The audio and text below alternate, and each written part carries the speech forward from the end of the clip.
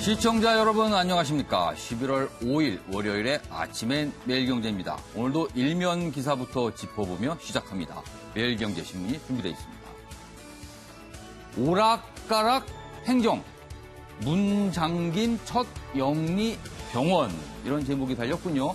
좌초 위기, 제주 녹지병원 현장 르포 기사를 전하고 있습니다. 이 사진에 보시면 지금 녹지병원의 모습, 건물이 거의 다 져 있군요.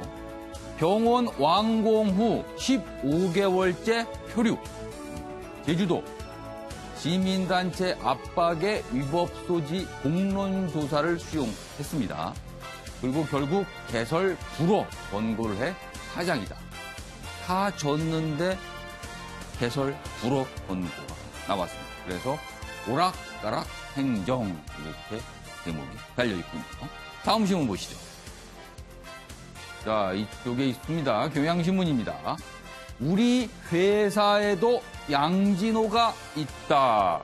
양진호 회장의 말도 안 되는, 어처구니 없는 이런 파문 일어나고 있는데, 우리 회사에도 양진호가 있다. 본물 터진 직장 갑질 제보다. 여기 보면요, 노동인권단체 직장감질 119에 이런 제보들이 본물을 이루고 있다고 합니다. 다음 신문 보시죠. 동아일보 기사네요. 별 하나, 별들의 고향으로 폐암 투병 끝에 향년 81세로 별세한 신성희, 영화배우 신성일. 큰 기사로 다루고 있는데요. 지금 사진은요, 동아일보가 지난달에 인터뷰할 때 모습, 그러니까 가장 최근 모습이 되겠죠. 이 모습과 함께 신성희, 배우 신성일 씨의 별세 소식을 전하고 있습니다. 다음 신문 보시죠. 자, 이번엔 조선일보 기사가 준비되어 있습니다. 한국 최대 시장, 중국 내수도 꺾인다. 중국 경제, 전 세계의 성장의 발판이라는 얘기 그동안 계속 있었는데요. 중국 내수가 꺾인다. 이런 내용입니다. 자, FT. 영국의 파이낸셜 타임스가 전하고 있는 소식인데요. 올해 자동차 판매 28년 만에 감소했다. 통신, 화장품도 소비 둔화. 중산층은 성장 한계에 달았고요. 미중은 무역 전쟁이다. 이 사이에 한국 기업의 최대 악재로 작용하고 있다. 이런 소식을 전하고 있습니다. 자, 지금까지 일면 기사를 짚어봤고요. 네 분의 패널께서 자리하셨습니다. 한 분씩 소개해드리겠습니다. 먼저 최경선 매일경제 논설위원 나오셨고요. 김윤철 경희대 교수, 양문석 공공미디어 연구소 이사장, 그리고 윤기찬 변호사 나오셨습니다. 안녕하세요. 안녕하세요.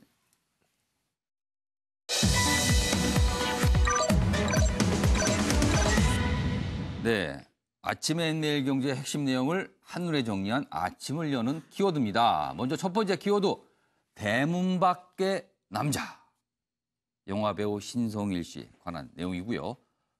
다시 또 리선권, 북한 리선권 발언이 또 논란되고 있네요. 이재명의 반격하고 물음표가 붙어 있습니다. 이재명 경기지사가 좀 경찰을 고발한다, 이런 소식이 들리고 있고요. 떠나기 전 작심한 듯 장하성 청와대 정책실장에 관한 얘기가 준비되어 있습니다. 자, 그럼 본격적으로 1시간 동안의 신문 브리핑 시작하겠습니다. 첫 번째 기사, 여기 동아일보 기사가 준비되어 있습니다. 보시죠. 나는 신성일이다. 마지막까지 영화 꿈꾼 맨발의 청춘. 이런 제목이 달려 있습니다. 별세 소식을 전하면서요. 여기 자세한 내용이 좀 더 있습니다. 맨발의 청춘, 초우 겨울여자 등 1960년대, 70년대 한국 영화의 아이콘이었다. 또 여기 내용이 있습니다. 배우는 언제나 배우여야, 배우다워야 한다. 이런 신념. 감옥에서도 운동으로 근육질 몸매를 유지했다. 그리고요, 여배우와 스캔들 솔직 고백 논란도 일으켰고요. 투병죽 신작 영화 준비에 하면서 할 일 많다, 이런 말을 했는데 결국에는 떠났습니다. 할 일을 많이 남겨두고요. 옆에 기사 하나 더 보죠. 부인 엄앵란 씨, 지금 여러 가지 얘기를 한 게 이전 기사에 나오고 있습니다. 대문 밖 남편, 저승서 순두부 같은 여자 만나길. 이게 무슨 소릴까요? 순두부 같은 여자를 만나길. 여기 보면요. 55년 함께한 엄앵란 씨 소회 밝혀 늙음하게 좀 재미있게 살려 했는데 평생을 영화 동지로 지냈던 남편 수고했다, 고맙다, 미안하다 유언으로 남겼다고 합니다. 지금 조문 행렬이 이어지고 있는데 여기 좀 잠깐 보겠습니다. 여기 보면요. 이쪽에 보면 일단 이 오른쪽에 배우 최불암 씨. 뭐 가장 먼저 조문하러 달려왔다는 그런 얘기도 들리고 있고요. 여기 보면 이쪽은 김동호 전 부산국제영화제 이사장. 이분도 영화계에서 굉장히 유명하신 분이죠. 이런 분들의 조문이 쏟아지고 있다. 그리고 이 내용도 하나 좀 알려드릴게요. 여기 보면요. 국회의원 시절 술해 혐의로 수감됐을 때 감옥서 베토벤 책 읽고 영감 얻어 다신 정치 안 하려고 아예 머리를 파마를 해버렸다. 정치인과는 전혀 어울리지 않는 그런 머리 스타일을 했다. 이런 얘기도 지금 전해지고 있습니다. 자, 그러면은 부인인 엄앵란 씨의 여러 가지 말 그리고 빈소 모습 영상으로 준비했습니다. 보시죠. 반짝이는 별이 사라졌죠. 연기자 선배로서도 아쉽고 또래의 연기자로서 조금 더 계셨으면 좋았을 텐데 그러지 못함이 아쉽고. 신성일 선배님은 진짜 그 시대로서는 아이콘이었고 정말 흉내내기 힘든 앞에서도 없었고 뒤에서도 없었던 정말 대단한 연기자라고 생각합니다. 그저 우리 남편은 그저 저승에 가서도 못 살게 구는 여자 만나지 말고 그저 순두부 같은 여자 만나서 재밌게 손잡고 뭐 교통비가 들어요. 뭐가 들어요. 손잡고 구름 타고 하늘 타고. 부인인 엄앵란 씨가 이제 빈소를 지키면서 순두부 같은 여자를 만나라. 이게 무슨 의미일까요? 그 말이 저도 무슨 말인지 궁금했는데 지금 이제 앞뒤 문맥을 보니까 못 살게 구는 여자를 만나지 말고 순두부 같은 여자를 만나라. 본인은 앞부분으로 묘사를 한 건가요? 본인에 대해서는? 그렇게 대비가 되는 거죠. 그러니까 순두부 같은 여자라 하면은 못 살게 구는 여자와 대비되는 측면에서 좀 물렁물렁한 아니면은 순한 여자 이런 뜻으로 보면서 자신은 그래도 신성일 씨한테 평소 좀 나름대로 잔소리도 하고 했다. 그거하고 좀 비교하는 게 아닌가 싶습니다. 근데 전체적으로 보면 모든 사람의 삶이 드라마틱하겠지만 신성일 씨의 삶은 그야말로 영화 같은 삶이죠. 50년 이상 대스타로서의 지위를 누리고 그다음에 정치도 뭐 하고 60년대 70년대 지금으로 치면 아이돌 아니었습니까? 뭐 여하튼 여러 가지 드라마틱 요소를 가지고 있는데 같은 남자로서도 굉장히 부러운 삶이고 그렇지만 어떤 삶이 이렇게 부러우셨어요? 저 삶은 기본적으로 대스타인 신성일이기 때문에 가능했던 삶이고 또 부인인 엄앵란 씨를 만났기 때문에 가능했던 삶이지 일반인들이 보통인들이 따라할 삶은 아닌 것 같거든요. 따라했다가는 큰일 나죠. 대문밖 남자로 지금 표현이 되는데 대문 밖으로 쫓겨나죠. 집안의 남자가 아니라 대문 밖의 남자다. 그렇습니다. 이렇게 표현이 돼 있습니다. 자, 그럼 여기서 박진아 아나운서가 전하는 영화배우 신성일 씨에 관한 자세한 이야기 듣고 이어가도록 하겠습니다. 어제 오전 국민배우 신성일 씨가 향년 81세의 나이로 별세했습니다. 작년 6월 폐암 3기 판정을 받았는데요. 항암 치료를 받으며 회복에 힘썼지만 최근 건강이 악화돼 가족이 지켜보는 가운데 눈을 감았습니다. 고인은 1960년 영화 로맨스 빠빠로 데뷔해 맨발의 청춘, 별들의 고향 등 많은 작품에 출연해 스타덤에 올랐는데요. 500편이 넘는 영화의 주연을 맡으며 한국 영화사에 큰 족적을 남겼습니다. 고인은 연기뿐 아니라 정계에서도 활동했는데요. 1981년과 1996년에 국회의원 선거에 출마했습니다. 두 번의 선거에 낙선한 뒤 2000년엔 국회의원에 당선됐는데요. 제16대 총선에서 대구 동구 국회의원으로 의정활동을 펼친 바 있습니다. 고인은 동료 배우 엄앵란 씨와 결혼하며 세기의 커플로도 주목받았는데요. 영화 로맨스 빠빠에서 처음 만나 1964년 11월 세기의 결혼식을 올렸습니다. 하지만 결혼 생활은 순탄치만은 않았습니다. 한 방송에서 지난 1978년부터 별거 중이라는 사실을 밝혔고 2011년 고인이 발간한 자서전에서 과거사를 낱낱이 공개하며 논란이 일기도 했습니다. 어제 고인의 빈소를 지키고 있는 아내 엄앵란 씨는 취재진에게 심경을 밝혔는데요. 마지막으로 남편에게 하고 싶은 말이 뭐냐는 물음에 저승에 가서도 순두부 같은 여자 만나 구름 타고 전 세계 놀러 다니라 얘기하고 싶다. 이렇게 말했습니다. 또 남편이 마지막으로 남긴 말은 수고했고 고맙고 미안하다 였다고 전했습니다.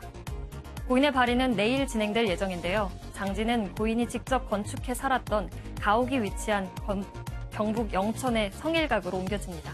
지금까지 박진아의 이슈톡이었습니다. 네, 지금 빈소가 마련된 서울 아산병원 장례식장 지금 이 시간에 모습입니다. 8시 10분의 모습인데요. 아직 이른 시간에서 그런지 이렇게 조문을 오는 분들은 많이 보이진 않습니다만 저 지금 빈소 모습이 지금 사진, 영상으로 좀 나가고 있습니다. 자, 계속 얘기를 좀 이어가 보죠. 양무석 사장님, 네. 이 유언으로 남긴 게 수고했고 고맙고 미안하다. 그렇죠? 세 가지를 남겼습니다. 자, 각각 어떤 내용에 대해서 그런 말을 했을까요? 신성일 씨는 세 가지의 얼굴을 가지고 있었죠. 가장으로서의 얼굴이 있었고, 정치인으로의 얼굴이 있었고, 영화인으로서의 얼굴이 세 가지가 있었는데, 수고했고 고맙고 미안하고, 앞서 제 의원도 말씀하셨던 것처럼 대문안 남자가 아니고 대문방 남자다. 대문방 남자. 대문방 남자다. 한 가정의 가장으로서의 역할은 사실상 빵점이었다고 이야기를 우리가 평가하는데요. 그 가정의 가장으로서의 그 자신의 빵점을 수고했고 고맙고 마지막에 미안하고 이 미안하고가 가장으로서의 제 역할을 못했던 부분이고요. 그다음에 또 정치인으로서의 역할도 앞서도 뭐 이야기했지만 세 번의 출마에 한 번에 마지막 2000년에 당선이 됐는데 당선된 이후에 뇌물수수로 구속이 된단 말이에요. 그러면서 또 정치인으로서의 역할과 얼굴과 이미지 또한 사실상 빵점에 가까운 모습들을 보였다. 그리고 이제 앞서 우리가 여러 인터뷰를 보면서 뭐 최불암 씨나 영화협회나 그 엄앵란 씨가 이야기하는 내용, 배우자로서의 모습은 정말 한국 그 영화사의 길이 남을 그 족적을 남겼다 이렇게 평가할 수 있거든요. 그래서 가장으로서 정치인으로서는 빵점이었지만 신성일 씨가 국민들에게 각인시킨 거는 가장도 정치인도 아니고 영화인이고 배우였거든요. 그런 측면에서 보면 저는 최불암 씨의 안타까움이 상당 부분 동의가 됩니다. 양무석 이사님께서 굉장히 근사하게 논평을 해주신 것 같아요. 듣고 보니까 그런 모습들이 또 언뜻 보입니다. 이 논평이라는 게 이 정도는 해야 논평이죠. 알겠습니다. 그래서 제가 오늘 논평이 굉장히 이렇게 글로 실어도 될 듯한 논평이 나왔습니다. 김철 교수님, 배우 신성일, 영화배우 신성일 씨의 모습, 그 삶을 좀 평가한다면 좀 어떻게 보세요? 글쎄요, 뭐 저는 또 이게 어릴 때 같은 동네를 살아가지고요. 그래요? 같은 동네? 자식분들 지금 상가에 있는데 이렇게 같이 보고 그러면서 동네가 살았습니다. 어디였습니까? 뭐 서울 모초에 있는데.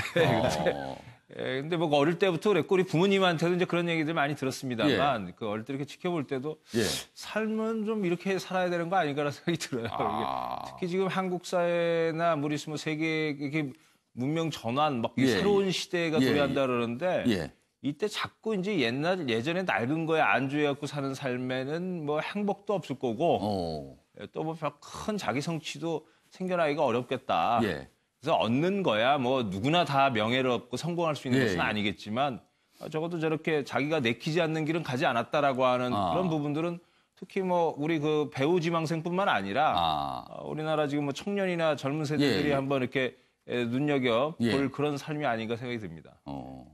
윤시환 변호사, 지금 저희가 기사로 소개했지만은 이 정치인으로 활성화된 수감이 돼서 다시는 정치하지 않기 위해서 머리를 파말했다. 그러니까 정치에 대해서 입문한 걸 이제 후회하는 듯한 발언들이 있어요. 영화배우 신성일 씨가 정치를 하지 않았더라면 조금 더 삶이 좀 달라졌을까요? 정치를 하시면서 아마 좀 스트레스도 많이 받으셨을 거예요. 물론 이제 본인이 좀 실수를 해서 이제 유죄를 인정됐기 때문에 실수했다고 이제 단정해도 될 것 같은데 수감 생활까지 했지만 그 예. 과정에서 아마 스트레스를 많이 받았을 것 같고 예. 그 신성희 씨 하면 저희가 사실은 저는 기억나는 게 이제 흑백 불안관하고 예. 그 더빙에 따른 인토네이션, 그 특이한 인토네이션이거든요. 이게 기억이 나는데 어쨌든 그 미남의 대명사이면서 또 미남의 기준을 또 바꾼 분이라서 저는 그 정도의 기억이 어렴풋하게 남아 있고 다만 이제 저 최근에 각인됐던 거는 좀 양 박사님 말씀하셨지만 저도 그 포토라인에 서서 인터뷰하는 모습이 좀 기억에 남아서 그것이 없었다면 좀 더 멋있게 기억에 좀 자리매김하지 않았을까 이런 조그만 아쉬움 좀 있습니다. 예. 아무튼 뭐 여러 가지의 모습, 다양한 모습을 가진 영화 배우이자 전직 정치인이자 하는 다양한 얼굴이 있었습니다. 하여튼 대단한 배우의 별세 소식이 아닌가 합니다.